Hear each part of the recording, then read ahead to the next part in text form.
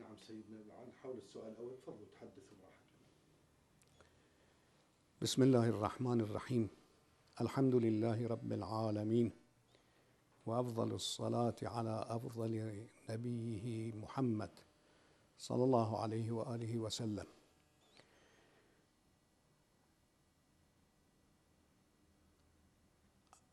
بداية علاقتي بالسيد الشهيد السيد محمد باقر الصدر على الله مقامه كانت حينما أنا كنت أدرس الكفاية في النجف، وكنت أدرس عند أستاذ إيراني باللغة الفارسية.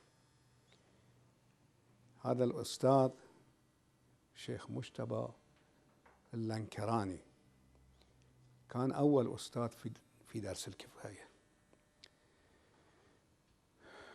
وكنت معتزا به كثيرا.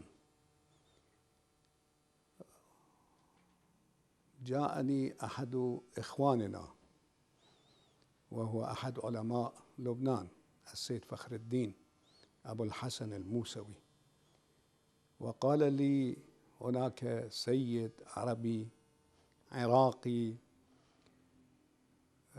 كذا وكذا، وأخذ يمدح كثيرا. تعال نذهب إليه ونطلب منه درس الكفاية. أنا قلت له عندي أستاذ وأعتز به، وهو أحسن أستاذ في الأوساط الإيرانية. قال هذا الأستاذ الذي أنا أقوله يفوق على الآخرين. على كل حال من الامتناع ومنه الإصرار، إلى أن لما رأى أني لا أقبل ترك أستاذي قال أنا ذهبت إلى هذا السيد الذي أقصده وطلبت منه درس الكفاية، ثم تركت الدرس وتعطل الدرس، وأنا أستحي مرة ثانية أطلب منه. فأنا أريدك من باب الصداقة تأتي معي إلى هذا الأستاذ ونطلب سويا منه مجددا درس الكفاية، وأن تستمر أيام، بعد ذلك أنت بالخيار. فأنا قبلت منه ذلك. أقصد من هذه القصة أني حينما واجهت سيدنا الشهيد على الله مقامه واجهته لا كرغبة بدرسه أو بنفسه، وإنما كتلبية لصديق من أصدقائي. وهذا له الأثر المهم في تقييمي للسيد الشهيد. فذهبت معه إلى سيدنا الشهيد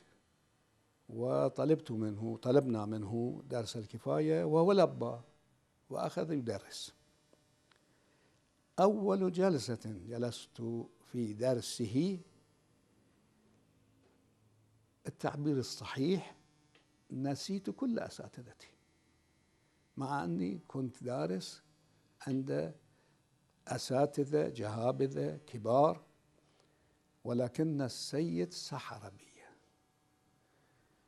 ولا يمكن أن أصف أنه ماذا فعل بذهني بتقييمي بكل وجودي، فقط الذي شعرت أني نسيت كل أساتذتي.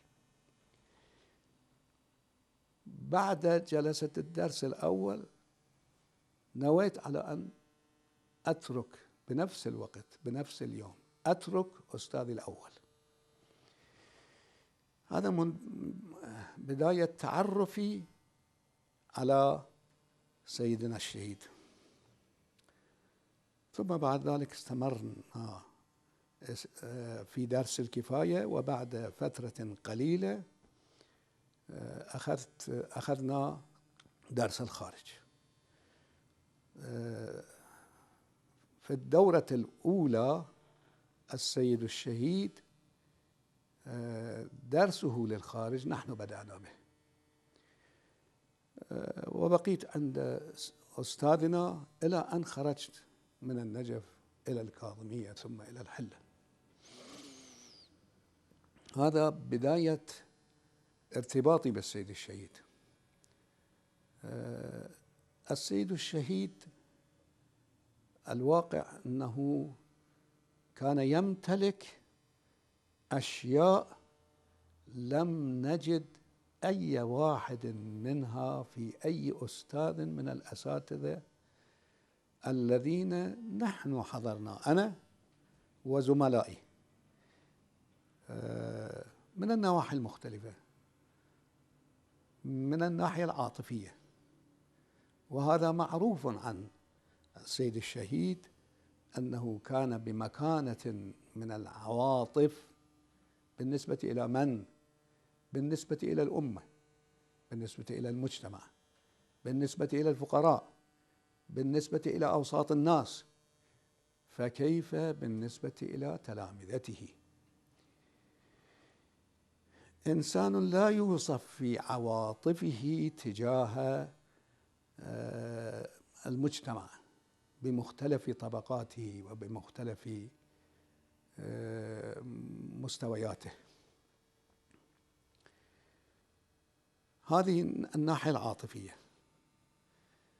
وأما الناحية الثانية ناحية اهتماماته، السيد الشهيد كان يهتم بتلامذته الاهتمام البالغ من كل النواحي، لا من الناحية التدريسية، من كل النواحي كان يفكر بتربية وتنمية تلامذته ويربيهم تربية صالحة. أستاذنا الشهيد كان في التدريس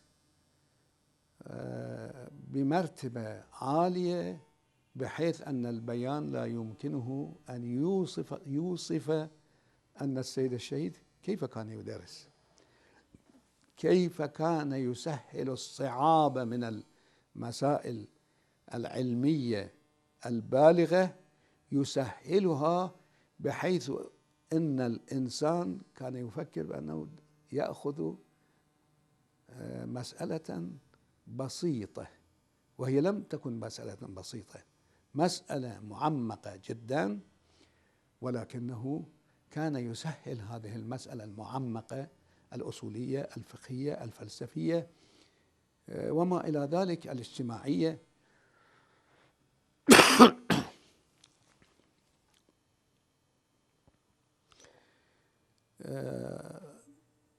كان له في طريقة تدريسه وضعية خاصة، يختص هو بهذه الوضعية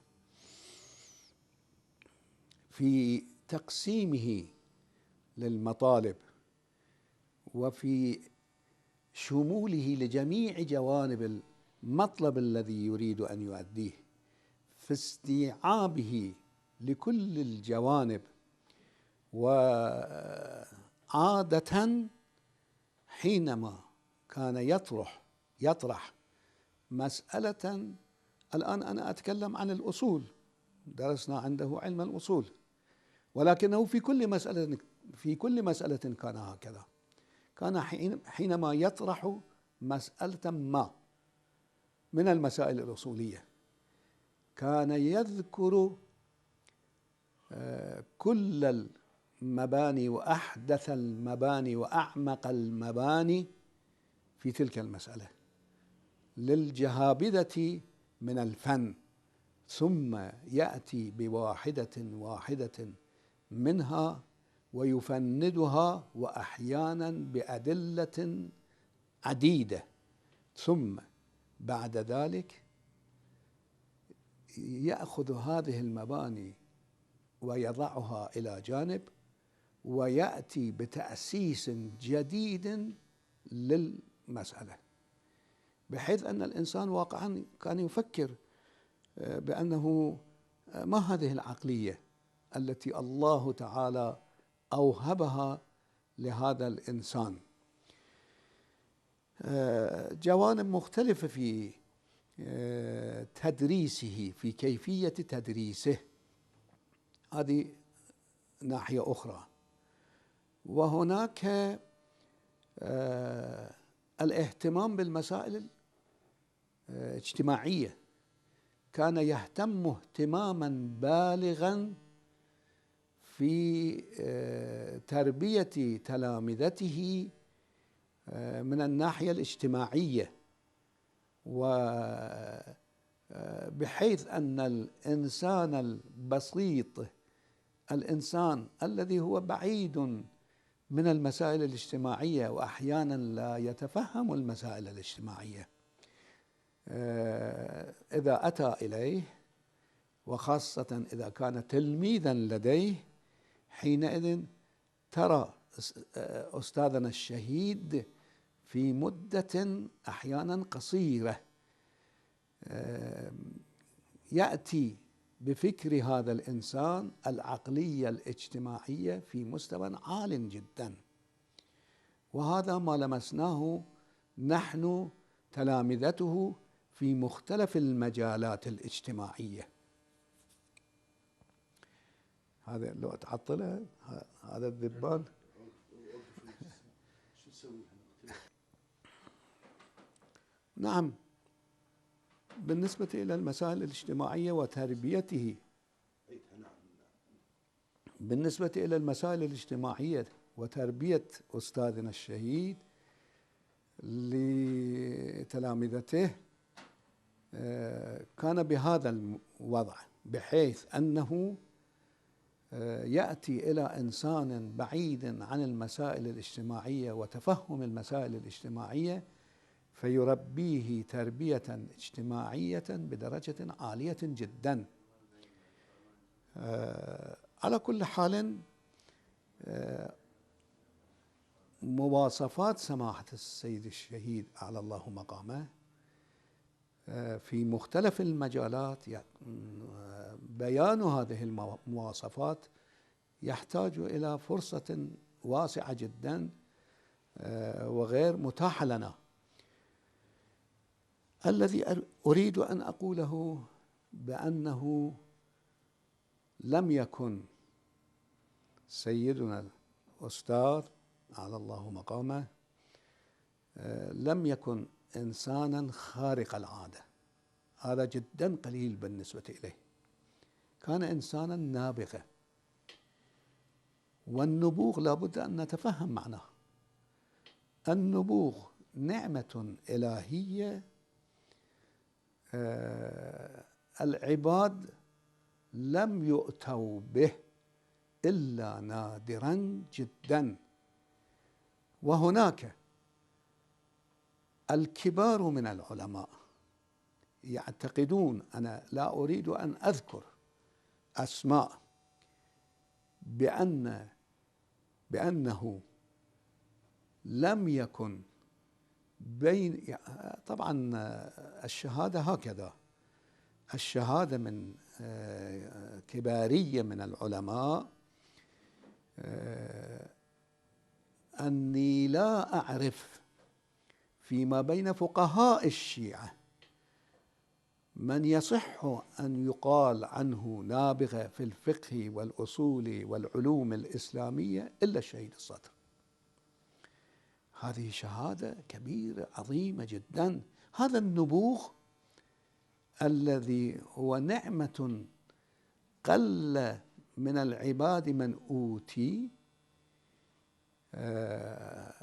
هذا النبوغ طبعا هو أصل الفاصل بين السيد الشهيد وبين أي فقيه آخر وأي عالم آخر.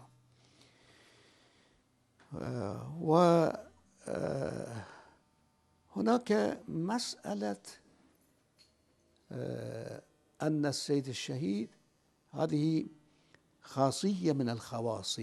أنا دائما أذكر هذه الخاصية، وهناك خاصية أخيرة بالأخير بآخر كلامي سوف أذكر خاصية للسيد الشهيد، أنه كان يفكر بالحاجة، وكان لا يفكر بنفسه وبروز نفسه نهائيا نهائيا. وهناك شواهد كثيرة أنه كان لا يفكر بنفسه. أذكر شاهدا واحدا على أنه كان لا يفكر بنفسه، وهناك شواهد كثيرة. الشاهد هو أن السيد الشهيد في أيام بعد سقوط الملكية في العراق، في أيام عبد الكريم قاسم والشيوعية التي اجتاحت العراق، في أيام جماعة العلماء، السيد الشهيد رأى حاجة لكتابة فلسفتنا، وكتب فلسفتنا، وقدم إلى جماعة العلماء، وعلى أساس أن الكتاب يطبع باسم جماعة العلماء لا باسمه الشريف. لكنه بعض هؤلاء علماء جماعة العلماء، بعضهم وقد يكون واحد منهم أخذ بعض الملاحظات على فلسفتنا، الملاحظات التي السيد الشهيد رأى بأن هذه الملاحظات لا بد أن لا تؤخذ على الكتاب. وكان يختلف رؤية السيد الشهيد مع رؤية ذاك الإنسان، فاشترط على السيد أنه إذا أردنا أن نطبع الكتاب باسم جماعة العلماء فلا بد من شطب بعض مفاصل الكتاب. هنا السيد الشهيد التجأ إلى أن يضع اسمه على الكتاب، وهذا لمن يعرف قيمة فلسفتنا والدور فلسفتنا في تعريف السيد تعريفا عالميا، حينئذ يعرف مدى أن السيد الشهيد كان لا يفكر بنفسه، وإنما يفكر بحاجة الإسلام، بحاجة الأمة.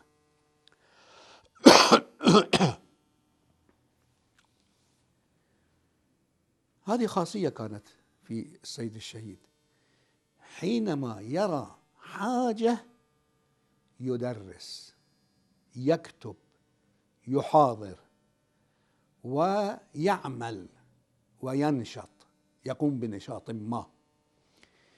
هذه مسألة مهمة، أن الإنسان لا يفكر الإنسان الذي يريد أن يخدم المجتمع. مهم جدا بالنسبة إليه أن لا يفكر إلى نفسه أو لا يفكر بنفسه، وإنما يفكر بحاجة المجتمع، بحاجة الإسلام.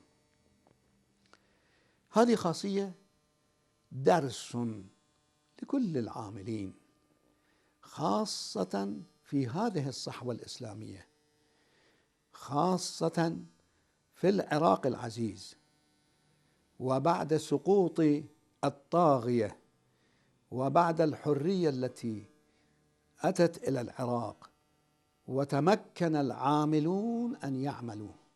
أنا أخاطب العاملين في العراق بأنكم اتبعوا منهج السيد وطريقة السيد في كل نشاطاته وكتاباته وإلقاءاته، وفكروا بحاجة المجتمع.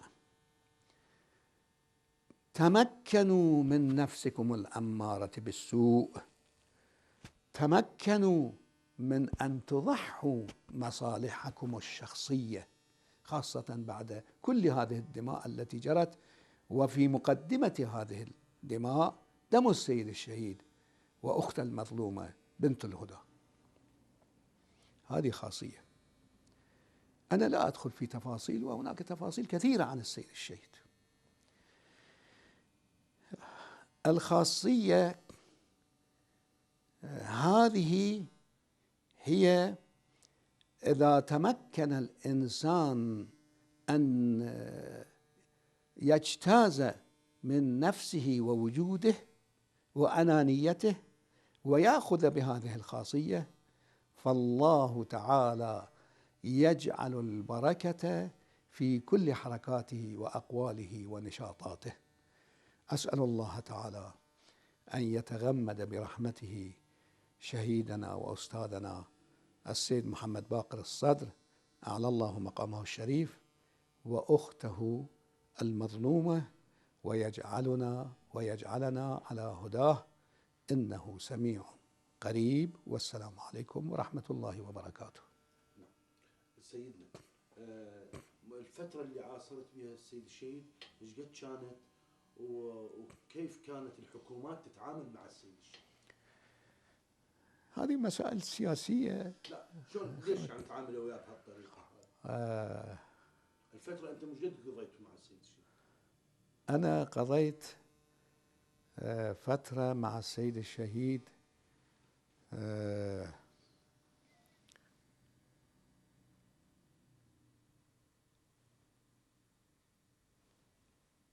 حوالي 15 سنة.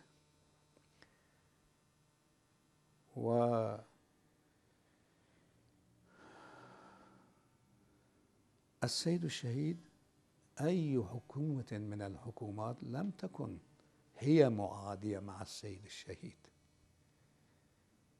هذه الحكومات لن تكن هي معادية أصلا. مو صحيح أن نقول بأن السيد الشهيد كان يعاديه عبد الكريم قاسم،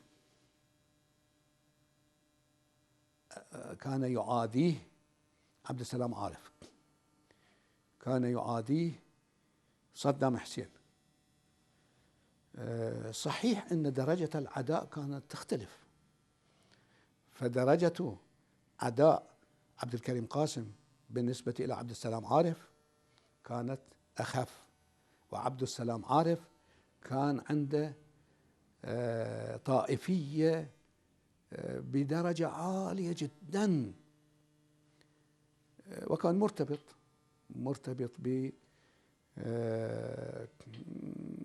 بخارج العراق، بمصر وبكذا وكذا، لا نذكر أسماء. فإذا درجة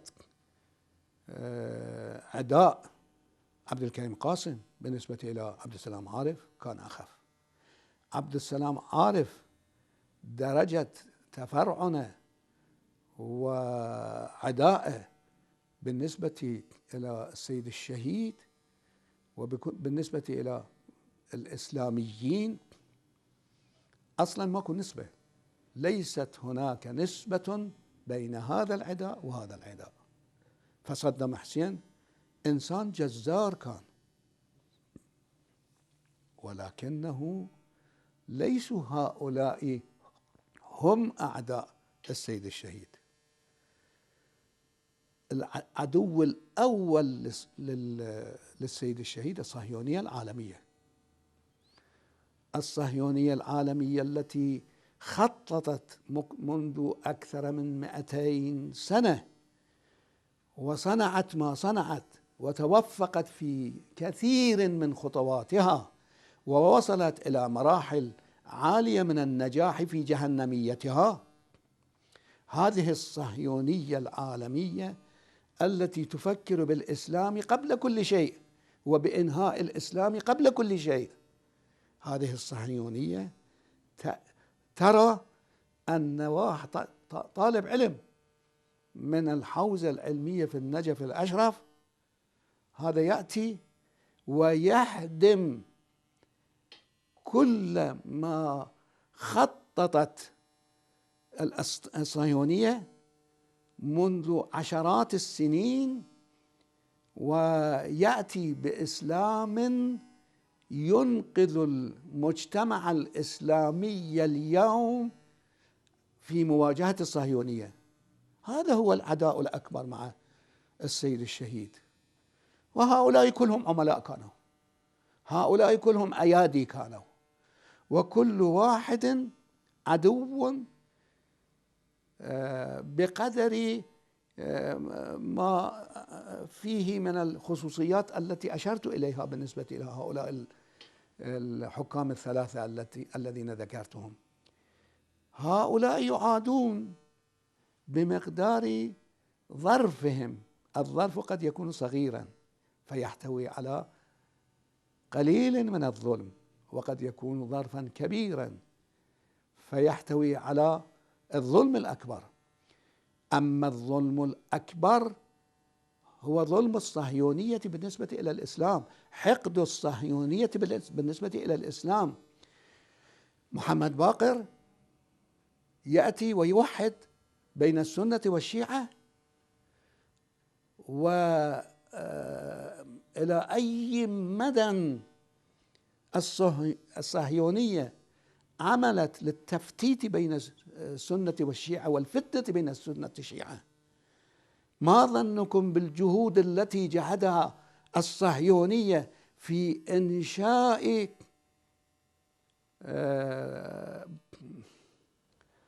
هذا بعدين تمحون، أنا كثير النسيان صاير.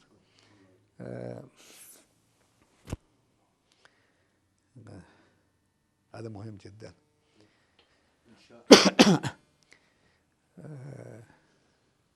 هذا لا هذا بل يساء تذكرت. ما ظنكم برأس المال الذي صرفته الصهيونية في إنشاء الوهابية؟ هذه الوهابية صرفت الصهيونية عليها جهودا بالغة جدا، وهذه الوهابية هي أكبر مفتت بين الشيعة والسنة، وأقوى فتنة بين السنة والشيعة. هذه الوهابية صرف عليها ما صرف من الجهود البالغة خلال أكثر من 200 سنة. الآن يأتي الإنسان الذي الصحوة الإسلامية كلها توجهت إليه وأخذت بإسلامه الجديد، يمكننا أن نقول محمد باقر الصدر يمد يده إلى إخوته السنة. محمد باقر الصدر يهتم بكل ما يجري في البلاد التي هي بلاد أكثريتها سنة. هذا معناه أنه تضييع لكل الجهود التي الصهيونية العالمية جاهدت في هذا المجال وحققت في هذا المجال. فإذا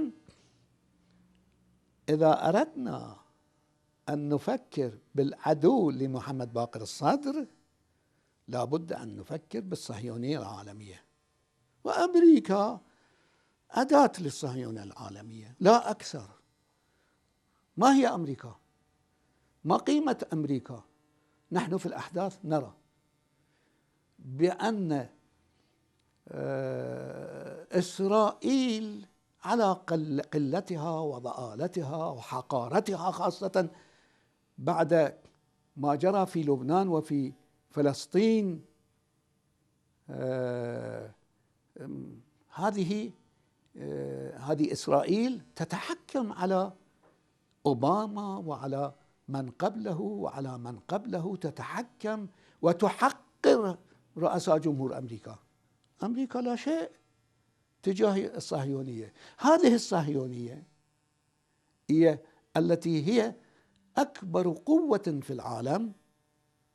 هذه القوة تتفتت بمختلف الطرق التي تطرق إليها السيد الشهيد بكتاباته، بتربيته، بتبنياته وبتأسيساته.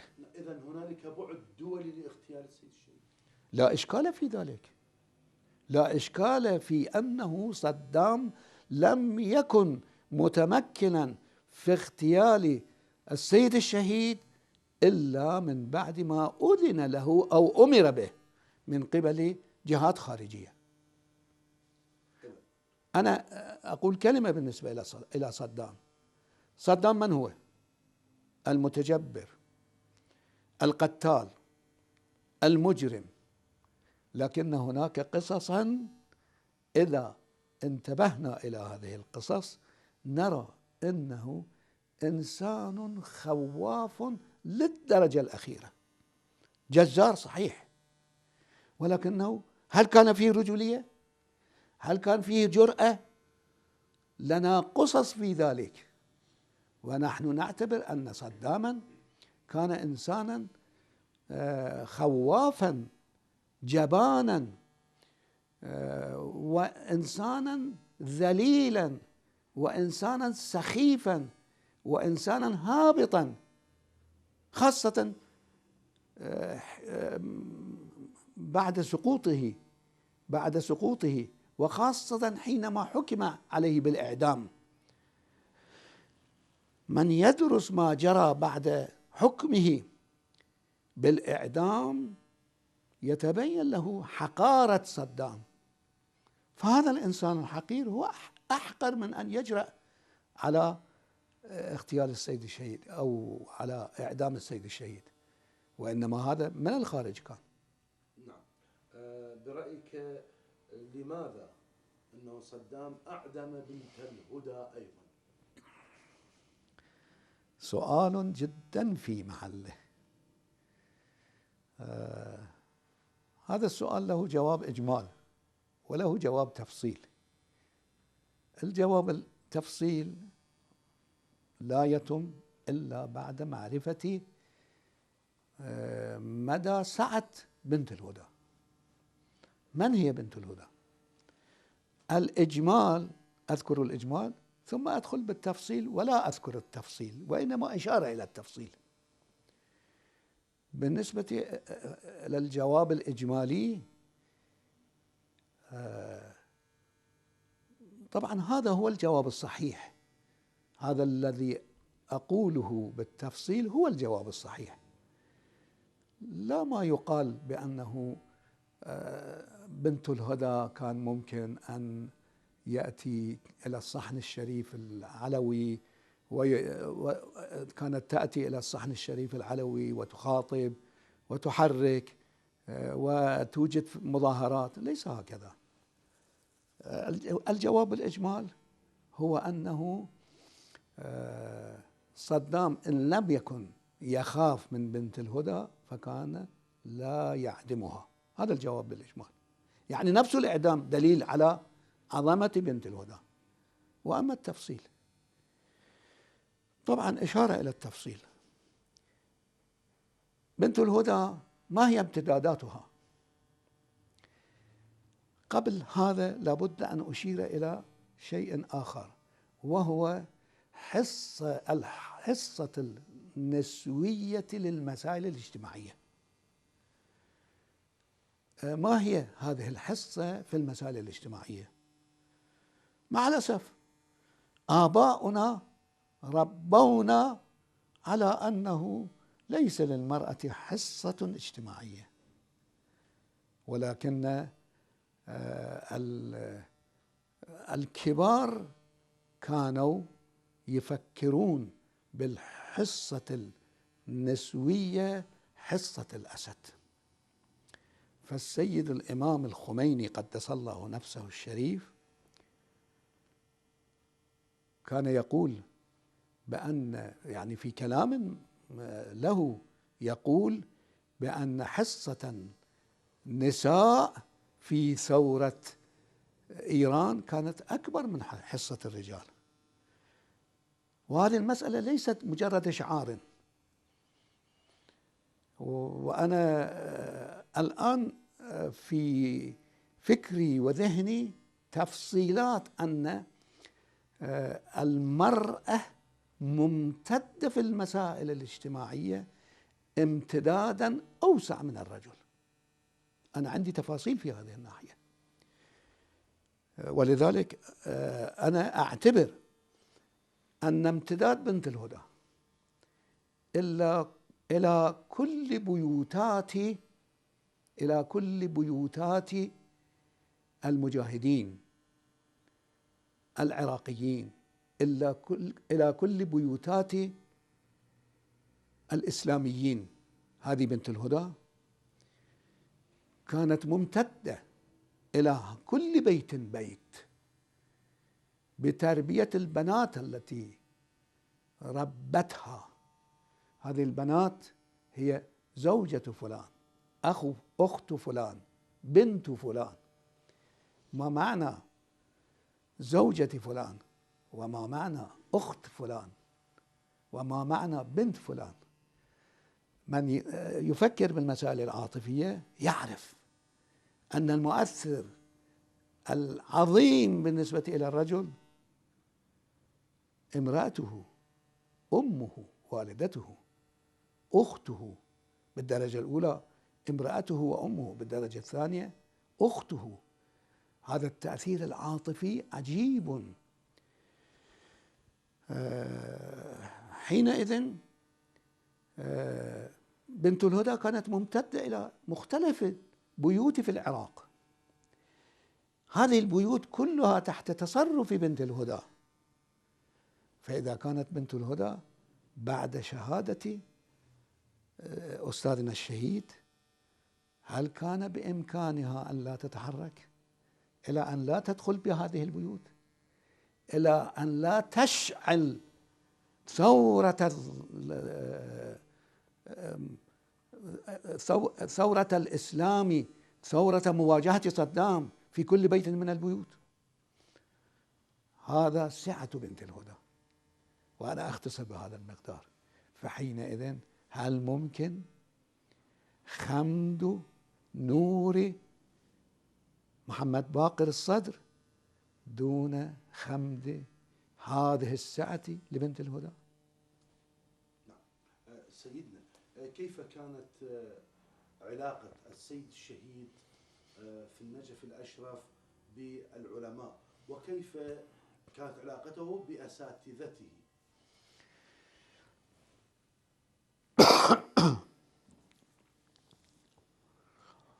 علاقته بأساتذته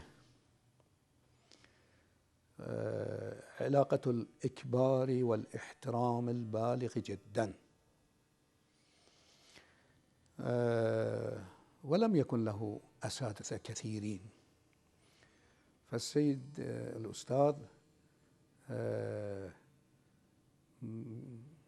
قسم من دروسه، قسم من الكتب الدراسية درسها قراءة لا تلمذة لأستاذ من الأساتذة. نعم، كان له بعض الأساتذة، وعلى رأسهم الشيخ آل ياسين والسيد الخوئي رحمة الله عليهما. وعلاقته بأساتذته علاقة إكبار وإجلال واحترام بالغ. أما علاقته بالنسبة إلى المراجع،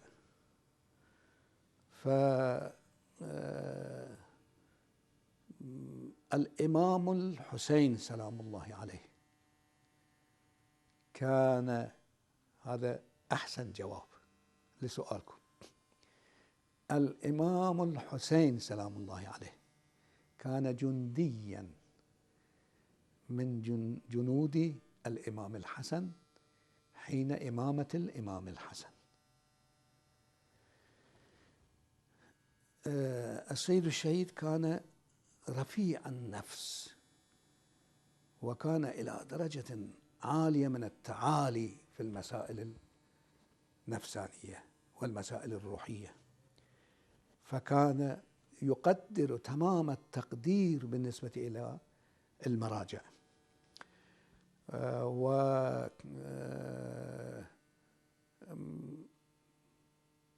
كانت هناك أحيانا مصلحة كبيرة هذا دقيق جدا ومهم.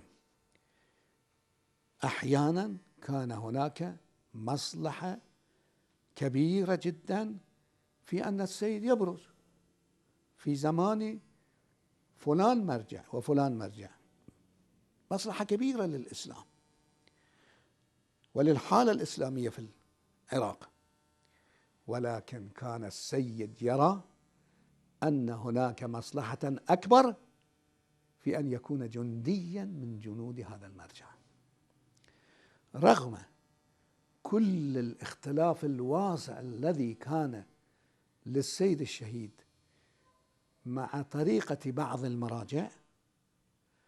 مع ذلك السيد الشهيد، أنا أشير إشارة إلى مسائل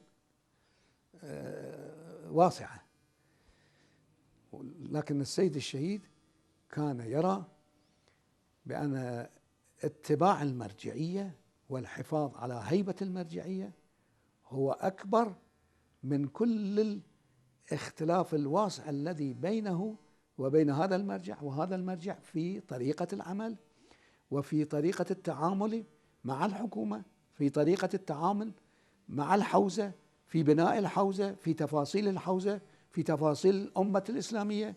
في كل هذه كان هناك اختلافا واسعا بين أستاذنا الشهيد وبين عدد من المراجع، لكن السيد الشهيد كان يرى هناك مصلحة للإسلام وللمجتمع الإسلامي وللصحوة الإسلامية وللعراق. هذه المصلحة أكبر، مصلحة اتباع المرجع وأن يكون جنديا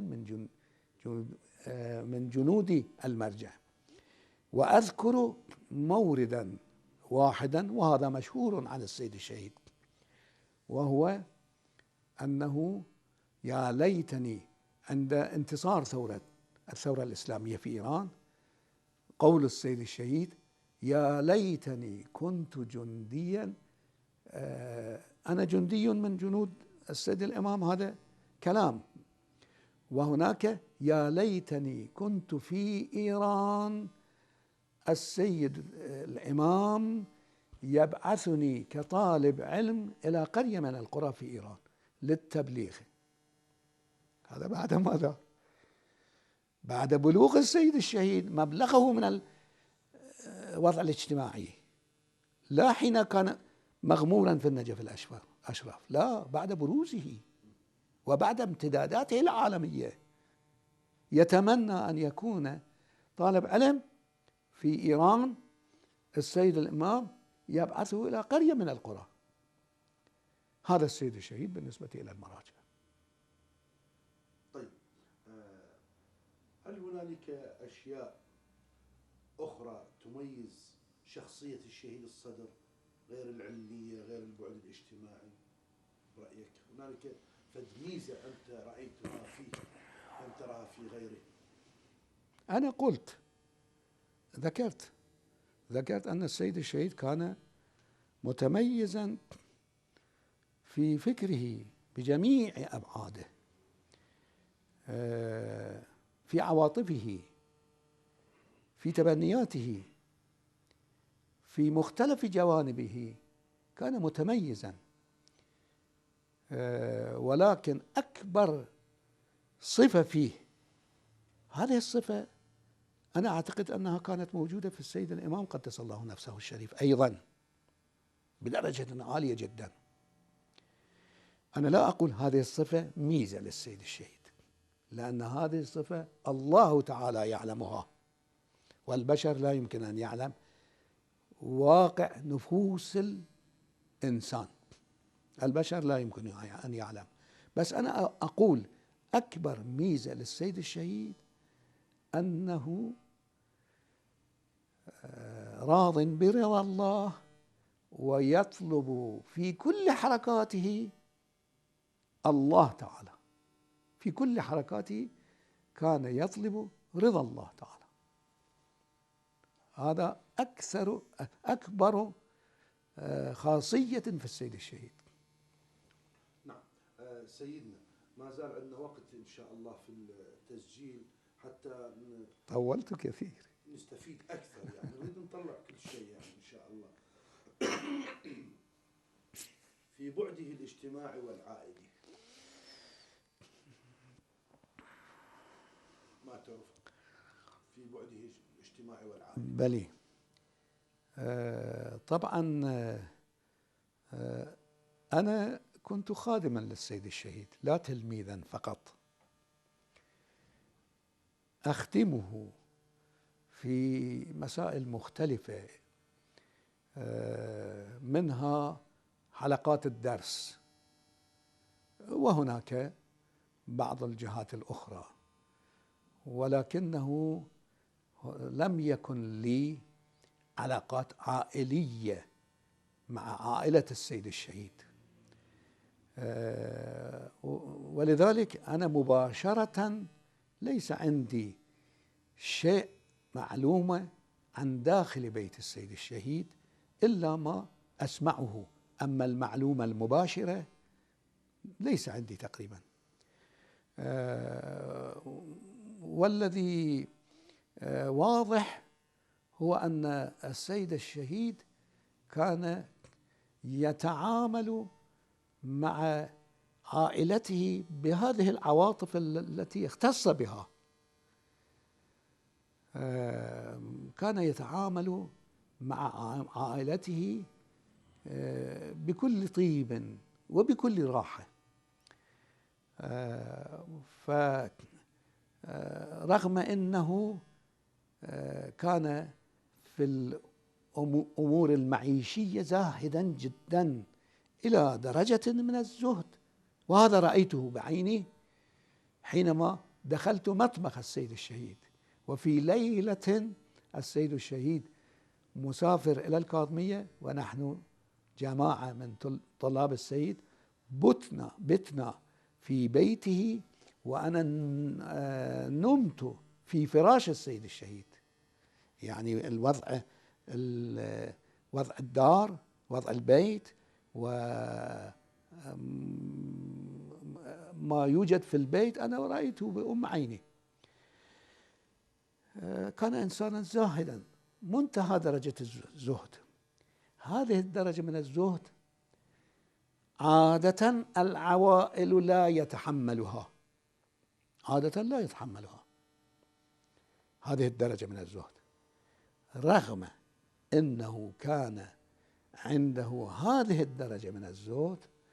رغم هذا نرى أن العلاقة بين السيد الشهيد وزوجته أم جعفر حفظها الله تعالى وأولاده بناته كانت علاقة صداقة حميمية جدا. هذا الذي أتمكن أن أقول عن علاقته مع عائلته. طب لماذا تعرض السيد الشهيد إلى هذه الهجمة الكبيرة حتى من داخل أوساط الحوزة العلمية؟ بصراحة هذا مو الشيء اللي نتكلم به. إذن بشكل عام لماذا تعرض السيد الشهيد إلى مثل هذه الهجمة رغم كل هذه المواصفات؟ لا يا حاج بشكل عام يا سيدنا، أنا ما قال بشكل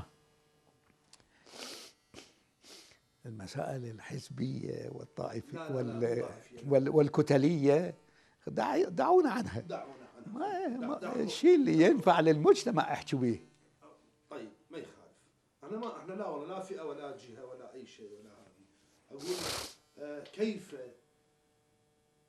يعني انت متى غادرت السيد الشهيد وكيف تحمل السيد الشهيد؟ متى شو؟ متى غادرت من السيد الشهيد؟ متى آخر مرة التقيته؟ أيام المحنة؟ وكيف إذا كنت قد عاصرته أيام المحنة كيف كان يتحمل المحنة؟ السيد الشهيد أنا كنت تلميذا له ما دمت بالنجف، وبعد ذلك السيد الشهيد دعاني إلى الهجرة إلى الكاظمية والتزام حوزة الجامع الهاشمي، حوزة أخيه مرحوم سيد إسماعيل، وانتقلت إلى الكاظمية، وكنت حوالي 20 شهرا في الكاظمية، وملتزم حوزة الجامع الهاشمي، وعدد من شباب علماء أطراف الكاظمية وبغداد كانوا يحضرون الحوزة. وبعد ذلك تعطلت الحوزة عندما السيد الحكيم على الله مقامه ذهب في مواجهة البعثيين إلى الكاظمية، وجرى ما جرى بالنسبة إلى سيد مهدي الحكيم رحمة الله عليه. ورجوع السيد الحكيم وجلوسه في البيت واعتزاله عن المجتمع، الحوزة تعطلت. مقارنا لهذا تقريبا كان بعد 1.5 سنة تقريبا كان هناك وفاة السيد الحكيم، وبوفاة السيد الحكيم توفي الشيخ علي سماكة كبير علماء الحلة، والسيد الشهيد أشار إلي بالذهاب إلى الحلة، فذهبت إلى الحلة، وحوالي 20 شهر كنت في الحلة. وهناك بنيت مدرسة علمية وأسست حوزة علمية، وبعد ذلك الصداميين أخذوني وسفروني إلى إيران. آخر لقائي مع السيد الشهيد، نحن عدد من كبارية تلامذة السيد الشهيد في نهار الخميس من كل أسبوع كنا عند السيد الشهيد الغداء، نتغدى عنده. كنا عند السيد الشهيد، والسيد الشهيد يتدارس معنا مختلف المسائل الاجتماعية والأوضاع المتوترة في العراق. آخر خميس كان ذهبت إلى السيد الشهيد وحضرت هذا الاجتماع، وبعد ذلك خرجت من بيت السيد الشهيد، وإذا بزمرة صداميين يأخذون كل طالب علم وكل شخص من كل مكان. فأنا قلت لماذا يأخذوني من النجف ولا يعرفني أحد، لأذهب إلى الحلة ومن هناك يأخذوني.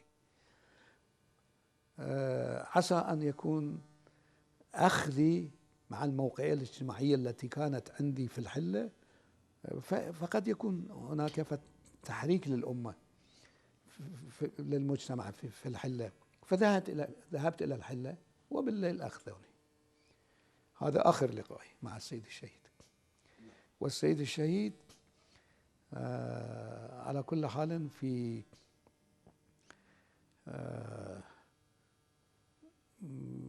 المحن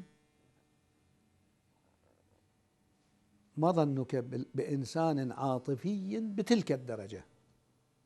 هذا الإنسان العاطفي يقلم أولاده في السجون تقليم، وتهتك أعراض أولاده في السجون، والآن يؤخذ أولاده من الحوزة ويسفرون. ما ظنك به؟ لا إشكال في أنه كان شديد البلاء، وكان يبكي بكاء الثكلى في هذه الأوضاع.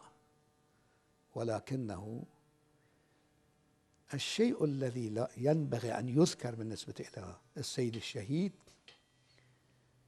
أنه أحيانا كان يلاحظ على السيد الشهيد بأنه إنسان عاطفي، والإنسان العاطفي الذي يتأثر بأقل مسألة، هذا الإنسان لا يمكن أن يكون ثائرا ومتمسكا بثورته وصلبا وله صمود في المسائل المختلفة. هذه ملاحظة قد يلحظها يلاحظ السيد عليها، وهذا كان حتى في حياة السيد الشهيد هذه الملاحظة موجودة. لكننا كنا نرى بأنه رغم كل هذه العواطف كان في رسالته صلبا إلى أبعد الحدود، إلى أبعد الحدود، بحيث إنه كان لا يترحم على أقرب الأشخاص إليه حينما يرى حتى اشتباها منه، وهذا ما وقع بيني وبينه، وكنت أنا أقرب الأشخاص إلى السيد الشهيد.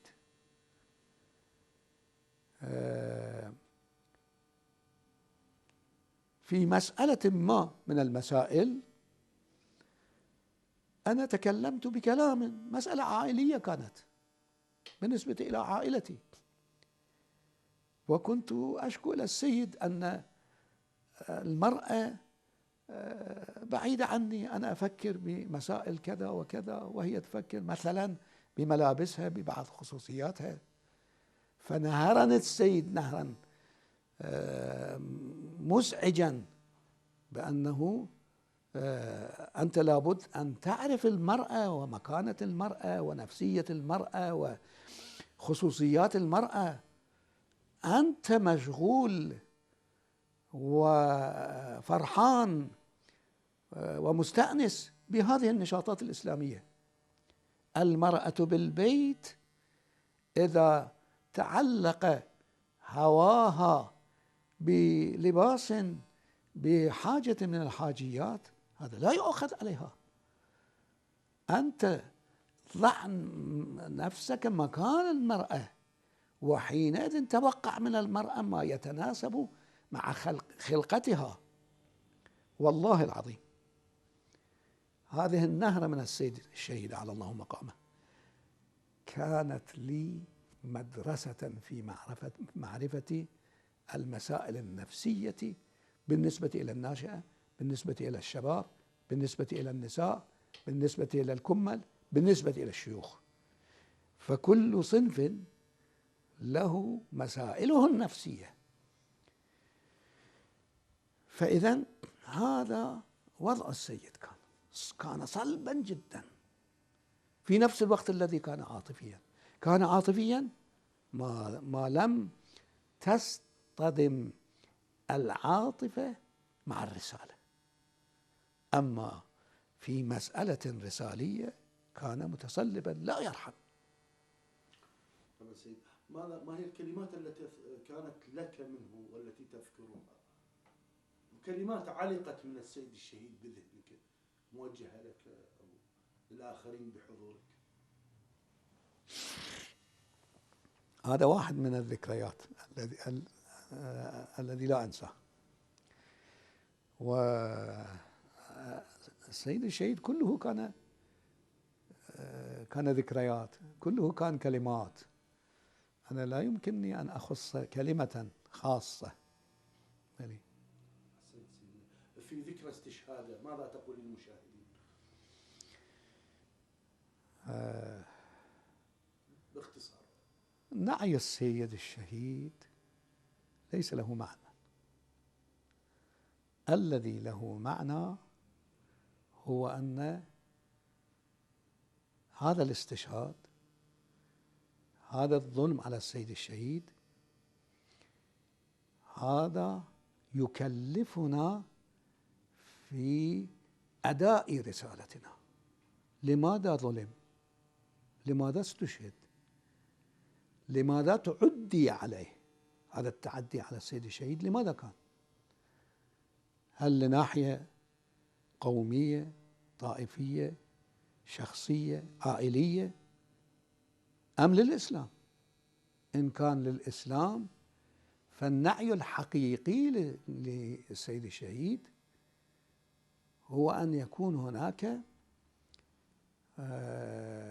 دم في ذكرى استشهاد السيد الشهيد، دم يجري في العروق، دم جديد للتضحية والفداء والعمل. أذكر لك ذكرى هذه الذكرى عظيمة عندي. أنا في النجف أحيانا كنت أقول وذاك اليوم الخميس ليلته كنت ذاهب إلى بيت أختي، والزوج أختي الله يرحمه كان موجود، كنت أتكلم لهم وكنت أقول بأنه يمكن يسفرونا، وإذا سفرونا إذا ذهبت إلى قم إلى إيران فأكون إنسان معطل، بعد ما أسوى شيء أكون إنسان معطل. لماذا؟ لأنه أنا ليس لي بعد هذا أعصاب حتى أبني من جديد. أنا بنيت في العراق، أنا لي تاريخ أنشط على أساس هذا التاريخ، أما في إيران أنا لا، انتهى كل وجودي وكل عملي. هكذا كنت أفكر وأقول. ولكنه حينما ركبت السيارة في كرمانشاه واتجهت إلى قم، الحقيقة كنت مضطرب على عائلتي، لأنه فاصل بيني وبين عائلتي ولا أعرف ماذا جرى على عائلتي. كنت مضطرب بالسيارة حينما انتقلنا من الكاظمية من كرمانشاه إلى قم. هناك التقيت بعائلتي واستقريت، والله العظيم.